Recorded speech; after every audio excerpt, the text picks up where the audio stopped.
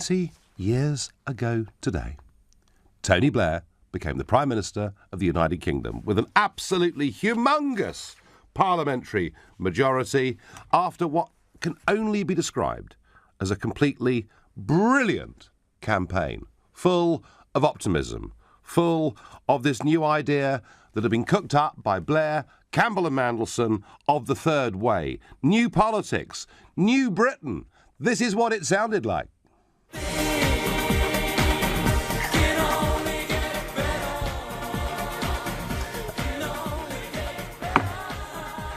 I remember Neil Kinnock dancing to this, John Prescott jigging around.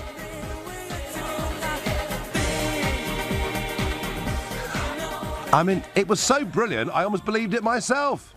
Things can only get better. And that next morning, in Downing Street, the sun was shining. And for those of you not old enough to remember this, I've never seen anything like it before in British politics, and I doubt we'll ever see anything like it again.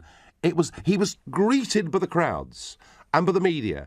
It was almost as if it was the second coming of the Lord. This was Blair today responding to that bright sunny morning. I was surprised by it, yeah, but on the other hand, it had become pretty clear during the course of the campaign that we were very likely to win, but we'd lost 4 elections and we'd been out of power for almost 2 decades. I was so keen that we were not complacent that I virtually obliterated, even from my own mind, the prospect of how large the majority would be. So it was brand new politics. It wasn't left-wing, it wasn't right-wing. It was in many ways a response to the fact that socialism was seen to have failed and that actually many of the doctrines of Thatcher had now become part of the mainstream debate in British politics, and effectively Blair went with them. So suddenly the Labour Party was not perceived to be a threat to business, and there was what was known as the prawn cocktail offensive, where Gordon Brown and others went round city boardrooms and business boardrooms promising, we will, as a Labour Party, not put up tax, so nothing to be scared of. And of course the Tories had been in power for 18 years, and to be frank, John Major's party was split down the middle over the question of Europe. We saw the emergence in that time of Jimmy Goldsmith Referendum Party, of UKIP. The party was in real trouble. But it was only a few years in to Blair's term when we had the really dramatic, horrendous events of 9/11. And I think it was the response to 9/11 in many ways that I think has shaped, at least I believe has shaped, perhaps our dominant long-term view of who Tony Blair is. Here's Blair talking about extremism. I saw this Islamist threat from, I think, quite an early stage and believed it was much more profound than we thought. And so when 9/11 happened, which at the time was an event that didn't just shock the world, it traumatized it. And I saw that as the culmination of a process that had built up over time and a huge, but you can't go back and, take a different decision and see how it would have turned out. It concludes that Iraq has chemical and biological weapons. I mean, the problem with all of that is that, what you were saying turned out to be wrong, didn't it? Yeah, and, there's never enough times that you can apologise for the intelligence being wrong, but that was the intelligence we were given, and we were given it, by the way, for a very simple reason. He was the one leader in the world who'd actually used WMD since the Second World War. I sensed during that part of the interview, that Blair was very much on the back foot and indeed looked pretty shifty. He knows himself, and he must hate it, but he knows himself that the one issue that defines him in the minds of the British public is that decision to go to war in Iraq. Not, of course, that the British people are pacifists. In fact, far from it. We're perfectly happy to intervene militarily. We just want to be told the truth about why we're doing it. And I think there's a feeling that whilst he says the intelligence was wrong, I think there's a feeling that actually it was Campbell, the dodgy dossier, that they basically cooked the books to try and persuade Parliament to vote the way that they did. But that's a bad memory, but there'll be many listening to this show tonight who will have some good memories of Tony Blair, of some of the changes that he made, and difficult not to say that British society didn't change. Blair had some very proud moments through this, and he was indeed. I mean, one of his big things was that he wanted us to change the way we managed immigration in this country. We had, since the early 1950s, until Blair got elected, run pretty consistently with net migration running at 30,000 people a year. It had been that for about 50 years. But Blair thought it was time to open Britain up. He thought we needed more people. He thought we needed more young people. He thought, actually, that the diversity in society would be a good thing.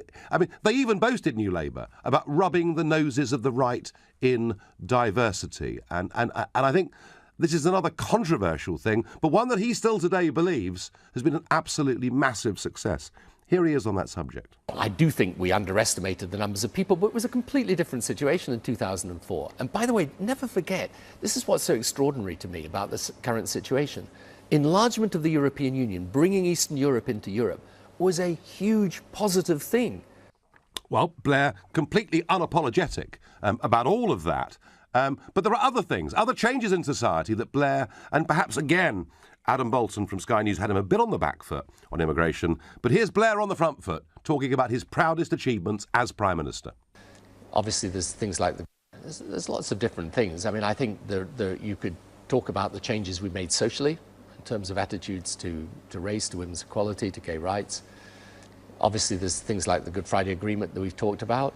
I think we did make big improvements. I mean, if you take the satisfaction ratings when we left office in the health service, we did turn the health service around, which is why it's such a tragedy it's in the state it is today. I'm very proud of what we did on overseas aid. I mean, we didn't just treble aid. We brought in a program, we created the Department of International Development. And in fact, many of the things that Blair did and Blair was proudest of, in fact, David Cameron did continue. Of that, there's no question. So did he make the country a better or worse place? And if you think that Blair was actually a massive, transformative figure in this country that modernised our society, that opened it up, then do call me on 0345 6060 973. If you think he was a disaster and he broke down trust between people and politicians, text at 84850. And as ever, you can tweet using the hashtag Farage and LBC at LBC. I'm going to go to Anthony in Watford as my first caller of the evening. Anthony, good evening. Good evening, Nigel. Blair a good thing or a bad thing? Best thing that's ever happened to this country. Oh, wow. OK. Go on, please. I'm a Thatcherite from the top of my head to the bottom of my toes. Yes. I spoke to you some weeks ago. I'm a staunch Remainer. Yes. Thank God, Tony, thank God he's coming back into the ring. You've done more damage to this country, I said to you some weeks ago, than Oliver Cromwell. Your words, not mine. The EC is a fantastic idea gone wrong. Our last generation gave their lives for a free Europe. Now's not the time to turn it back on Europe. Yes, they did, Anthony. They gave it for a free democratic Europe of independent nation states that couldn't be dominated by anybody big. But I'm 48% of the country that want to remain. I'm even fine to say in public I'm a Remainer. Oh, you're a moaner, are you? That's insulting. I've got a view. I've got an opinion. I love my country. Tony Benn, get back in it. Tony Blair, get back in there. If you love your country, Anthony, I do. Why do you want it to be governed by somebody else? I think there's only strength is unity, and the EC I think is a fantastic idea. It's got some problems. I'll give you that. Nigel, get back in there and do the best you can for Europe. Get the best you can for my country. I've got nothing wrong with asking people to know what do you want them to our country for? Holiday? Fine. I'm sorry, you've got a prison record. You're not allowed in our country. There's nothing wrong with border controls. Nothing wrong with that at all. But there's going to be... We've jumped off the cliff and we're now starting to understand. You and I don't agree on that. But let's get back to Blair. And you've said he was one of the best things that ever happened to this country. So Blair, he did make it pretty clear today that he's closing down all his business interests. And boy, he's had a pretty good run for the last 10 years, according to all financial accounts. He's going to get back in politics. He said he wouldn't stand in this general election. So I wonder, Anthony, if Blair was poised and waiting for Corbyn to have a very bad election, and then either to try and take on the leadership of the Labour Party or perhaps to sort of do a modern-day Roy Jenkins. And because one of the things he bemoaned today was that the centre wasn't holding and that the politics of right and left was growing. So maybe what he's thinking is he'll do what Roy Jenkins did all those years ago and set up a new form of SDP. Would you welcome Blair coming back to lead a political party in Britain? Right, yes, I would. Right. I'll tell you why. Because you'll give the general public a chance to think of what they're doing. Why haven't we got a choice to think if it's the right thing? If the country say, look, it's definitely the right thing, we've got to get out. Fine, I'll shut up. But we've been told lies and lies and lies. We haven't been told the truth. We've had 50 years of lies, Anthony. We were told it was a common market, and they've lied to us ever since. Anthony, listen, we're not going to agree on that point, but you think Blair should come back. It's very, very interesting. Freddie in Chelmsford, Blair, a good thing or bad thing? Is the country better or worse? A bad thing, Nigel. A very much a bad thing. Mm-hmm. When he was elected, we'd had 18 years of John Major and previous to him, Margaret Thatcher. Yep. My dad and I used to sit down the pub saying how terrible they were, and we were desperate for a Labour Party, a Labour government. And he came along, and I thought, this guy looks wonderful. And then he won the election overwhelmingly, and as the years rolled by, he did nothing for working people. I was Labour all my life, and he single-handedly destroyed my faith in the Labour Party, him alone. And when he was going on and on about weapons of mass destruction, I'm just an ordinary guy on the street, but I thought, he's talking a load of rubbish, absolute rubbish. And sure enough, it turned out to be a load of rubbish. I'm nobody, nothing. Funny, Freddie, wasn't it? A lot of, as you put it, ordinary working people felt Blair did nothing for them, but an awful lot of people through PFI deals and huge public sector jobs and big bosses. Actually, it was the rich who, I think, view Tony Blair as a hero. Exactly, and more than that, he was just an actor. He was a complete actor. I saw him standing at the coffin of King Hussein of Jordan. It was him, Clinton, someone else, and they were trying to outdo each other in terms of miseryness. And I thought, he's a statesman. He's trying to put on this. I tell you what, Freddie. I tell you what, Freddie. If you're right, and he was an actor, tell you something, he was a very good one. Right now, you're listening to The Nigel Farage Show, exclusively on LBC. It's 7:15. 20 years since Tony Blair won a landslide, dramatic victory back in 1997. Of course, that wasn't the only victory he had. He won 3 general elections, and he then resigned in 2007. Yes, besmirched by the Iraq War, but he resigned that apart, at the top of his game, and handed over the poison chalice to Gordon Brown, because a year later the financial markets collapsed and we finished up having to bail out the banks and much else. So the one thing you've got to say about Blair, if, as our caller before the break said, he was just an actor, well, he was a very, very good one. And his sense of timing in getting out was astonishing. It was once said by Enoch Powell that all political careers end in failure unless cut off in midstream. And Blair got out at the right time. And now he's hinted pretty strongly today that he might come back. Fascinating. Fire on Facebook says Blair is the best. We need him back. Nicola says Blair must take responsibility for the Iraq disaster. A lot of people think that. But he doesn't, does he? He says he had the intelligence. He apologises that it was wrong. He did what he thought was right. Tina says Blair wanted multicultural Britain. Now we have an overcrowded, divided Britain. Hi, Nigel. I never voted for Blair, and I don't want him back in any form. He ruined our country and caused a lot of heartache to many. That's from Anne in Blackburn. Good evening, Nigel. I'm wondering why Blair met with Tim Farron recently. Perhaps to be his advisor on remaining or something else. What do you think, Maggie? Maggie, I think what you got today was perhaps a coded message. And why else would you close down all of your business interests if without having to work too hard they're bringing you in an awful lot of money, unless you were seriously considering a return to British politics? I just wonder whether he's limbering up for something. I wonder what Danny in Woking makes of that. Danny, good evening. Hiya, Nigel. So what do you think? Well, I think there's 2 things that I reckon Tony's thinking about when he's talking about returning to politics. I think the first thing is, obviously, with the Brexit vote, there's a whole lot of people concerned about immigration. And it seems that the right are winning the debate in this country. I'm sure that's music to your ears, that the right are winning the debate in this country. And I think what he'll want to do when he sort of returns to politics is ensure that the middle ground, as people call it, doesn't shift further to the right, that all the debate is focused on the sort of Islam immigration type debate, and that we talk about other things, even though that is the pressing issue at the moment. But Danny, don't you think the old left-right debate's a bit out of the window these days? No, I don't think so. I think it still has huge relevance. I mean, what we've got at the moment, very clearly, is we've got someone on the left who the right call a dinosaur, and someone on the right who the left call a fascist. And I don't agree with that, obviously, but certain people in the left do say those sort of things. And I think there is a clear, I think whether or not it's necessarily left and right, there is a clear divide in opinion in this country. And I think what Blair wants to do is to say, hang on, we can sort of reconsider here, we can bring it back to where it was 10 years ago.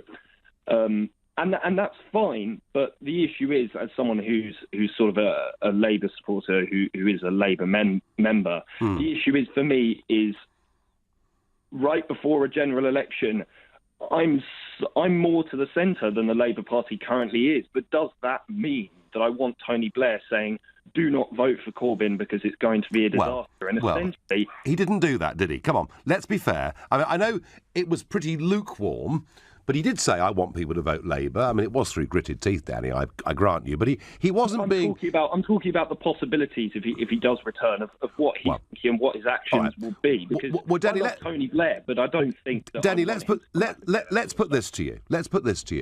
Let's say the current opinion polls are right. Let's say Theresa May wins a majority of 150. That the Labour Party has its sort of worst ever performance since the 1930s, right? Yeah. In those circumstances, would you, as somebody who says and self-declares to be more towards the centre than the current Labour Party is under Corbyn, would you want Blair back as your leader? I don't think that we could have Blair back as our leader, simply because the Labour Party is, or proclaims to be, the party of the working class.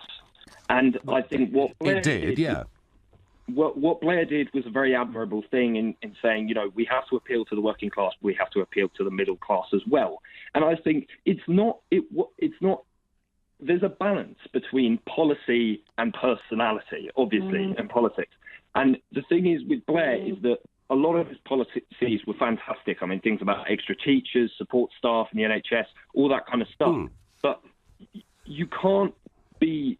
But that's fine, Danny. But isn't the point? His image isn't the point that amongst that working class base, a lot of them defected to UKIP.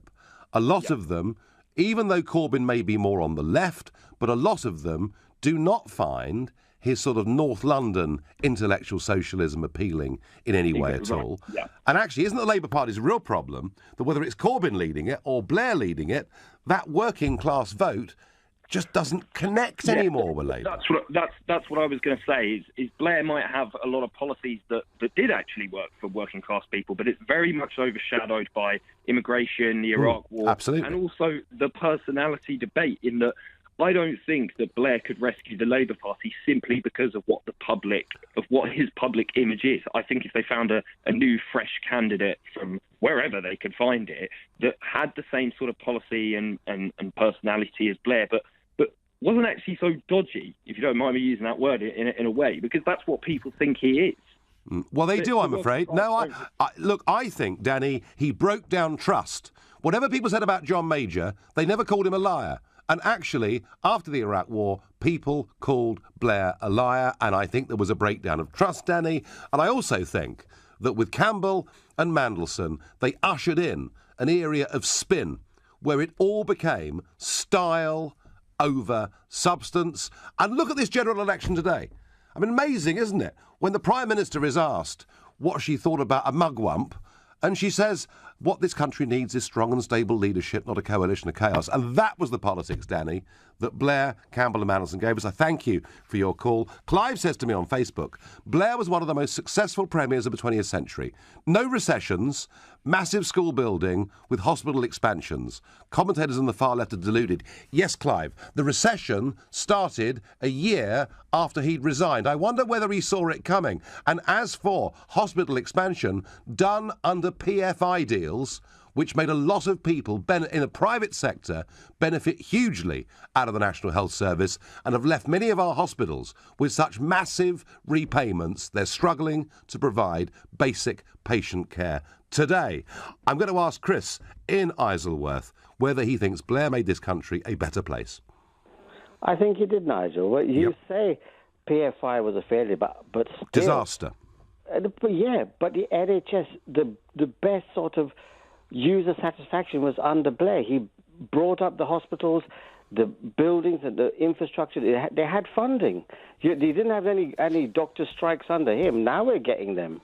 Yeah, but Chris, and you're right, a deal was cut with the GPs, particularly with Blair, where their pay increased massively, and they were very, very happy indeed. But, I mean, isn't it ironic that it is the Labour Party who set the National Health Service up, who still at every election say, you've got to vote Labour because we founded the National Health Service. Wouldn't privatisation be awful? Actually, in lots of ways, Blair not only privatised chunks of the National Health Service, but encouraged a lot of private finance to make huge sums of money out of the rebuilding of those hospitals. He used public finance. He used the private finances, but he would never in his life ever trying to privatise it. And Chris, they did. The Labour years saw 5% of National Health Services outsourced to private companies. No. The National Health was always safe under Tony Blair, and it's always safe under Labour. And I want to take you back on one thing. Don't mock Tony Blair about his business finances. I didn't. Because you did. You said, oh, he's made a lot of money. But at least he's done very well. Yes, and he's run them successfully. So why, Chris? Oh, fine. Look, I wasn't mocking him. I said you were mocking him, No, I wasn't. I said he's done extremely well. But what I did say, Chris, that fascinates me is why, when you've set that network up, and when you've got that level of income, coming in, well, you can go and give a speech in, Azerbaijan or whatever it is, or America, and get 100,000 quid for doing it. Why would you close all of that down unless actually you really were seriously thinking of a return to politics? And Chris, I think he is going to come back to British politics after this election, but my suspicion is that it won't be through the Labour Party, because I don't think the current Labour membership would have him. It's a pity they wouldn't, but I think, Nigel, you're a businessman. You know it. What other prime minister or major political party is going to do a speech for free? Your friend Trump will do a lot more. No, Chris, we're not knocking it. Blair went off and made tens of millions. All right, fine. Blair is an incredibly capable and able person. Chris, when he was president in office for 6 months of the European Union for the last 6 months of 2005, I spent a lot of time with him at lunches, breakfast, dinners, briefings, chats, face-to-face debates. In fact, I'm one of the few people who's ever made Tony Blair shout, and he shouted at me quite loudly at a public meeting in Christmas 2005. Chris, I do not for 1 minute, Chris, doubt this man's ability. I don't.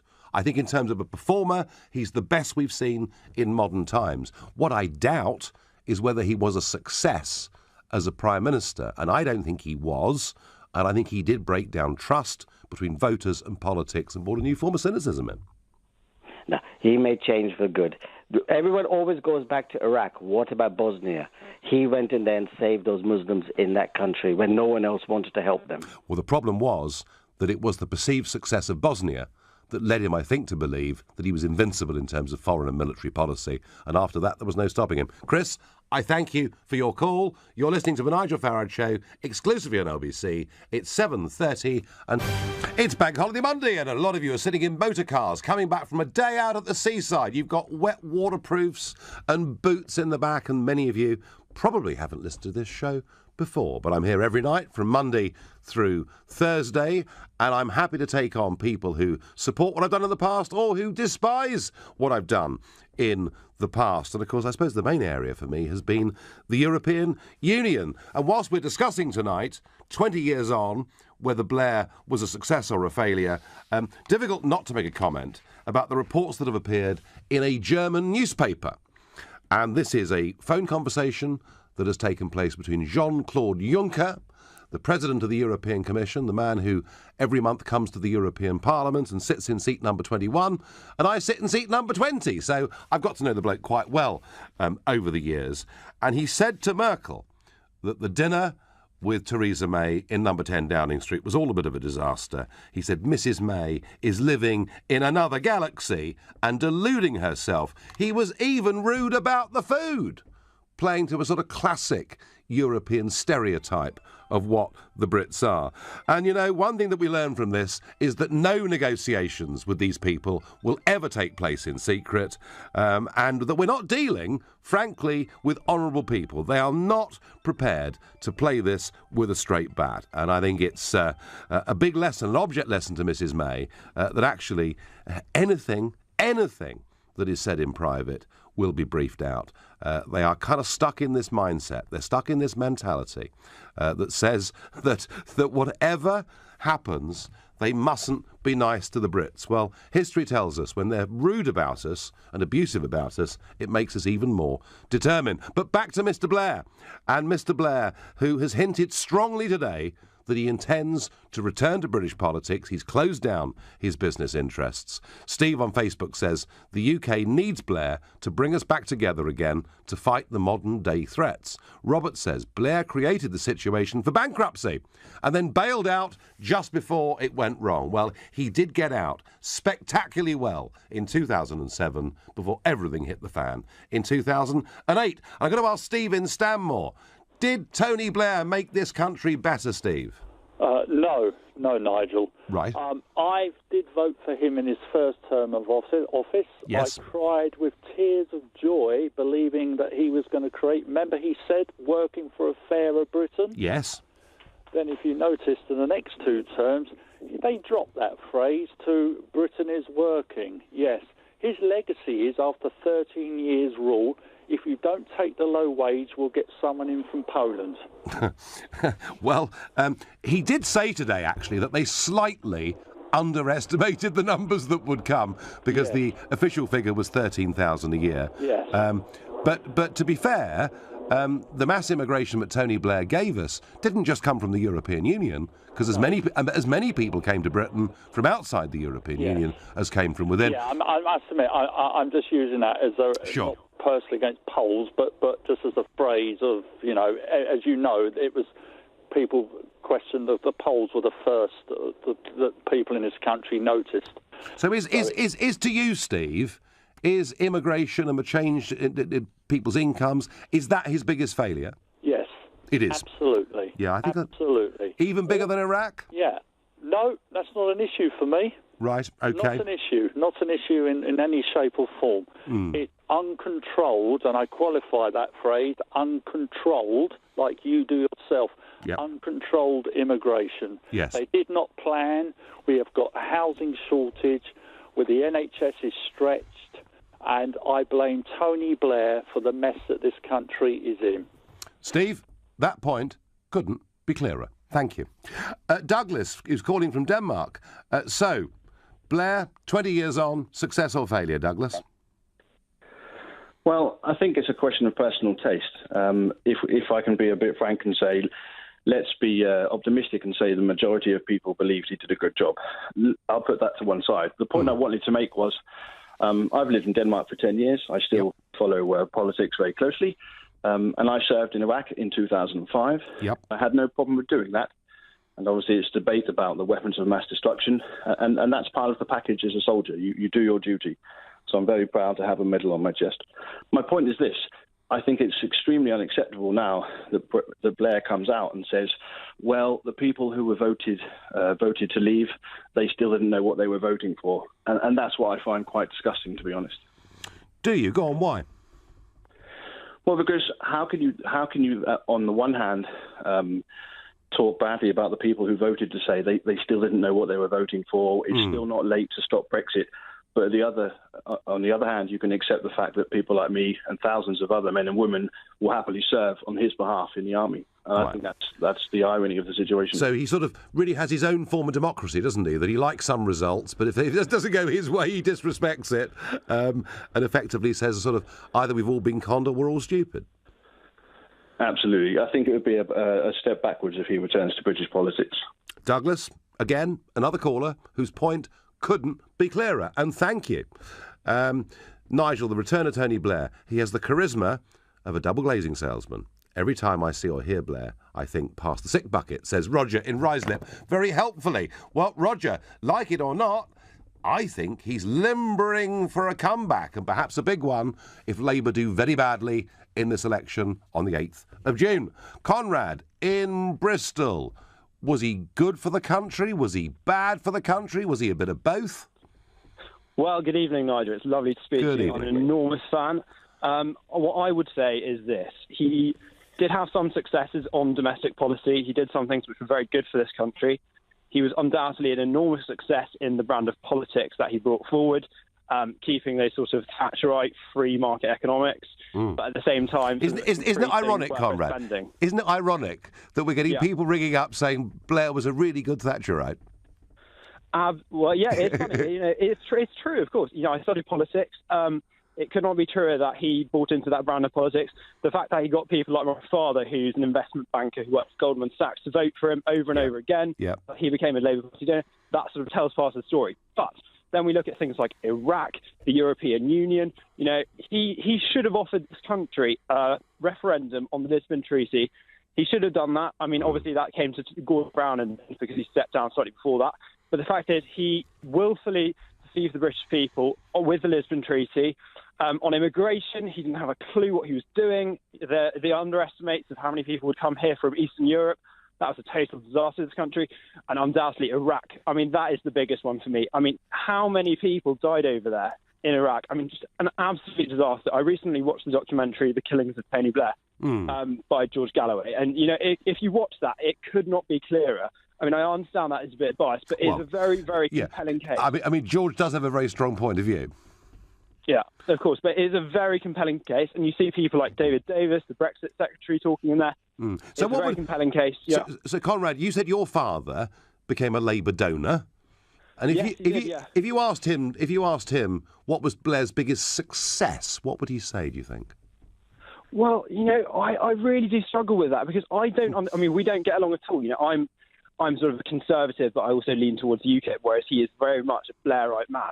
So we sort of have. There's a big disagreement. Don't discuss politics at Sunday lunch, Conrad. Is that really the lesson from this? That's very reasonable. Yeah, exactly. I really struggle to understand, but I think ultimately, as a banker, I think he must look at Blair and think that his biggest successes are on the economy. But what he doesn't seem to understand, what I think, is that his economic policies were really Thatcherite economic policies, and that begs the question: why aren't you a conservative then? Yeah, and then, of course, at the end of his time, we saw Cameron and Osborne leading the opposition and actually willingly describing themselves as heir to Blair. So it was politics had come so much to the centre that it was actually quite difficult to work out who was on the left, who was on the right, and we finished up with the politics, I think, of very little choice. And I suspect that the rise of the SNP and the rise of UKIP and the rise of single-issue politics is actually as a direct result of what Blair did, because we stopped having proper choices in elections. Conrad, fascinating call. Kyle in Norwich, did he make this a better country or a worse one? I think, in all fairness, he's made an absolute worse one. I mean, every dog has a day, and I think you can apply that doctrine to prime ministers. And quite frankly, the way he handled the Iraq war is unforgivable, and I think he can't redeem himself from this. And I think if he's going to return to politics, then he's got another thing coming. No one is ever going to have him back, whether you're Conservative or Labour, and I think he's an absolute disgrace of a person. Wow, strong opinion, but he sees himself, I think, a bit like General de Gaulle did in France when he sort of went into his sort of period of isolation down in Lorraine and waited for the country to call him back. And I think what Blair is hinting at is that there isn't anybody out there in the Remainer camp who frankly has the stature to lead a really big fight back on this. And I think he sees himself as a British de Gaulle. That's what I think, Carl. Yeah. I remember just a little while ago you touched on Juncker. I mean, I'm a pro-Brexit conservative, but I'm sick to the back teeth of Juncker talking to the British public like he does and undermining everything we do.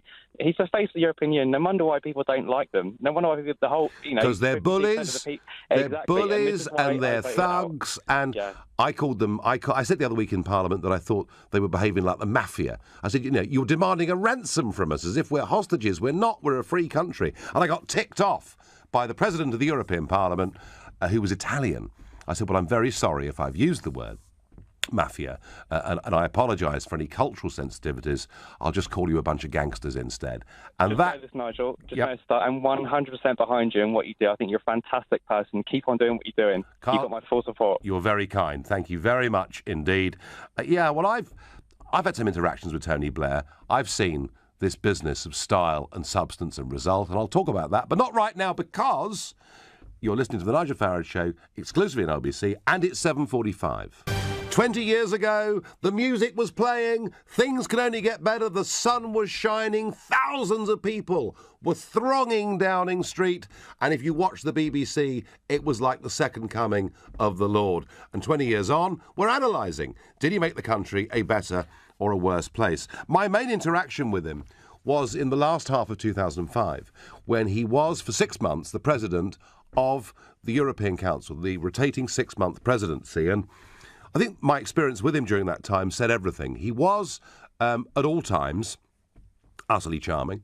He displayed a very good sense of humour, of that was no doubt, and at times a self-deprecating sense of humour. He would stand up, and I'd see him in Brussels, but equally in the House of Commons. He'd stand up and tell a joke against himself if things hadn't gone very well, and the public rather liked that, and he was good at that and clever at that. But so he arrived in Brussels, and he was deeply unpopular because of the Iraq War. He walked into a hostile European Parliament. He gave a 35, 40-minute speech without any notes.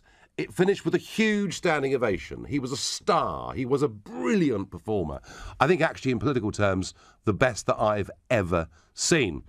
He then launched upon this project of saying, in his 6 months, he was going to reform the European Union, and in particular, the Common Agricultural Policy. This is what he was going to do. And at the end of that 6 months, and it was the week of Christmas, and it was the very last meeting of the governments, and they were up all night, literally up all night. And Blair walked in to a press briefing with MEPs, and I could see he basically hadn't been to bed at all. He looked haggard. The Foreign Office looked embarrassed. Mind you, throughout their history, they often look embarrassed because they get almost everything wrong. And he gave this press conference, having just given away £7 billion of the British rebate in return for no reform of the agricultural policy at all, but the French promising they might have a look at it in a few years' time. And I said to him in my little intervention, I said, look, unlike you, President Chirac actually stands up for his national interest. I said, and he's outclassed you and outplayed you at every twist and turn. And in response, he went absolutely puce. And he pointed his finger at me and he shouted, this isn't 1945. We're not at war with these people anymore. They're our friends. And I think I'm the only person he's ever actually shouted at. And what we're going to do is on lbc.co.uk, after this show, we will put those clips up so that you can watch that and see it. It's a long time ago, 2005. What I learned from it was that when it comes to style, when it comes to presentation, no one better than Blair, certainly not in my lifetime. When it comes to delivery, I think it's all been rather disappointing. But there we are. John says Tony Blair's university policies dumb down the educational system. Michelle says Tony Blair, globalist puppet and promoter of the New World Order. Joan feels even more strongly. She says Blair spent our money in war, got a lot of innocent people killed, and he should be prosecuted. That's strong stuff. I wonder what Darren in Knightsbridge thinks. Do you think he was a success, Darren? And should he make a dramatic return to British politics? I look forward to those videos, Nigel. Public enemy number one, Tony Blair. a globalist and a professional corporate lobbyist. I don't trust him. I don't believe he's given up last time I checked, he was earning £37,000 a day from the two big banks. I don't believe that he's just given that up. I believe he's still be working for them in some capacity. So I believe that that's what how we should look at him these days. And of course, the other thing that he's doing, he's like there's a pattern here, Nigel. Every time we get around the table and talk about something important, he always chips in. He's been doing it quite regularly. The reason he does that is he's trying desperately to rebrand the Tony Blair the Tony Blair name. Ever since the revelations a few months ago about his despot spin doctrine work that he did, his brand has completely collapsed. So that's his motivation here. He has no loyalty to this country, to any political party. He doesn't even have a loyalty to Europe. And I've got a question for you, Nigel. Yep.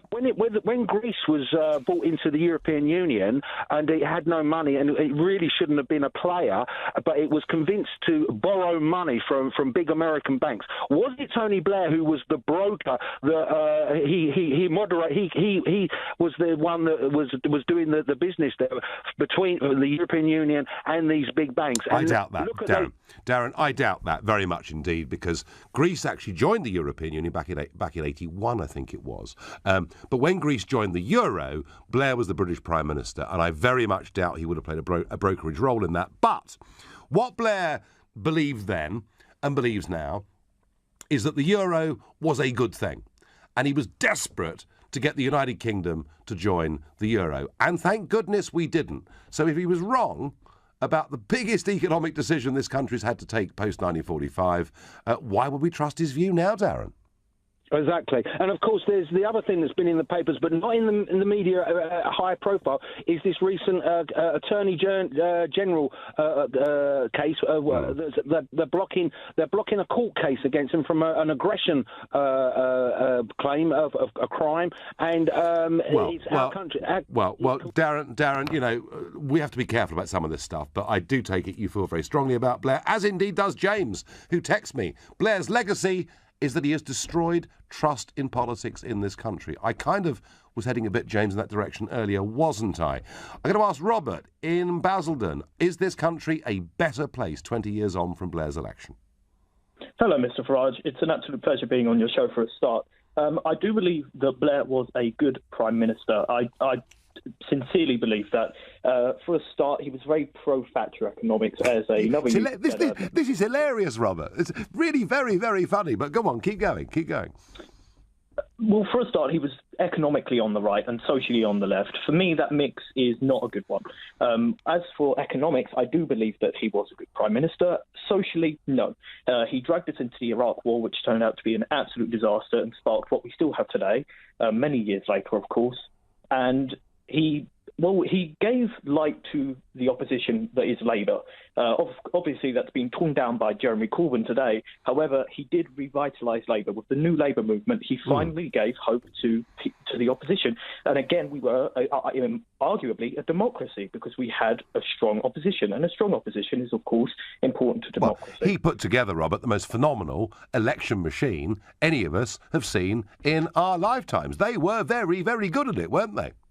Definitely. But I do believe that he revitalised Westminster and that he gave the opposition a new breath of fresh air. Today, he's kind of gone off the radar for, so many years now. And so for him suddenly popping up and trying to introduce himself back into politics is, in my opinion, an absolute mistake. He's going to get dragged through the mud a million times. He's going to get called a war criminal and all these other things. A bit like the heavyweight boxer who's spent all his money and decides to make a comeback and gets knocked out.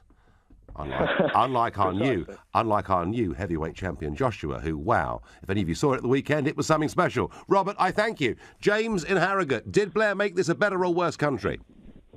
Good evening, sir. I think he was potentially the worst person that's ever happened to this country. He opened up the borders without asking. If we'd said yes, fair enough, but he didn't ask us. He sent all the kids to university to study ologies, giving them false hope, people from working class backgrounds. They weren't necessarily academic. They all studied ology. They came out, 3 or 4 years later with 20, 25 grand worth of debt, working in bars alongside Eastern Europeans who had just come across. People don't actually understand with the PFI deals how much he indebted this country with what he did. People don't actually. I know David Cameron. I know what he did in 2012. You know, people need to understand how Cameron opened up the National Health Service, but it all started with Tony Blair, carried on by Cameron, and the demographic changes, the amount of people who have left London and moved up to, say, Yorkshire or Manchester because, you know, there were 11, different languages being spoken in schools. I mean, the demographic changes, he compressed wages with open door immigration. The working classes, I suppose he helped Eastern Europe. I suppose he helped. He didn't only give them jobs, but he was also very happy, as those of you that watch the clip after the show will see. I said to him, why are you sending taxpayers' money to rebuild the underground system in Warsaw when our Victorian system is creaking at the fringes? James, you've read out a very long charge sheet against Tony Blair. I would say as a final thought, look, make no mistake about it, in terms of being a political speaker and an operator, and in terms of building an image, there's nobody been better in my lifetime. But this victory of style over substance and the introduction of spin to British politics, I think, brought a whole new level of cynicism to politics. And in the end, I think broke down trust. Is he going to come back? Well, this Labour Party, with its current membership, wouldn't have him. So is he going to come back after the election like Roy Jenkins in 1981 and launch a new social democratic party? I don't know. Be jolly exciting if he did. You were listening to The Nigel Farage Show. I'm here Monday to Thursday from 7. Coming up at 10, it's Ian Collins. But up next, it's Clive Bull. Thank you, Nigel. And we're going to talk about the current Labour Party, the new Labour.